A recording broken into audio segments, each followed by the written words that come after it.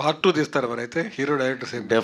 డెఫినెట్గా ఈ కథకి దేని పార్ట్ అన్నారు అదండి మనకి కాదు అతివృష్టి ఉండకూడదు, అనావృష్టి ఉండకూడదు. కరెక్ట్గా దీనికి పార్ట్ 2 తీలేమండి. ఈ సినిమాకి పార్ట్ 2 అంట్లా, ఇదే గొప్ప సినిమా అంట్లా, ఇది చాలా ఆనెస్ట్గా తీసిన సినిమా ఇలాంటి సినిమాలు అంటున్నాం. యూనో సో ఆడియన్స్ నాకు, ఎందుకంటే మా సినిమాలు చేస్తున్నప్పుడు ఇంత ఆలోచించామండి, ఇది అర్థమైన లోపల నెక్స్ట్ సీన్కి వెళ్ళిపోవాలి, చేయాలి. పార్ట్ 2కి ఏమైనా లీడ్ ఏమైనా ఉందా నీకు, చెప్పు రాంబాబు గారు.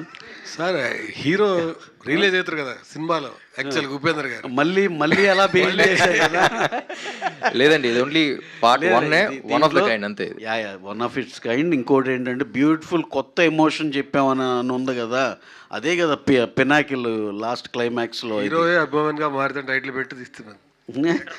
ఏది హీరోయే అభిమానిగా మారితే అని పెట్టి తీస్తే రివర్స్లో. నిజంగా ఆ రోజు ఎప్పుడన్నా దీన్ని నిజంగా ఇక్కడి నుంచి ఇంకో దూరం లాక్కెళ్ళగలిగి బాగా మంచి అప్రిసియేషన్ వస్తే డెఫినెట్గా ఈ కొత్త ఎమోషన్ మీద కూడా ఇంకా ఆలోచించవచ్చు. లేదు, it's generally about honesty and writing. ఆనెస్ట్గా ఒక సినిమా తీద్దాం, ఒక ప్యాషన్తో సినిమా తీద్దాం అనేది, ఊరికే కొట్టేద్దాం, చూద్దాం, ఆడద్దు లేదనేది కాకుండా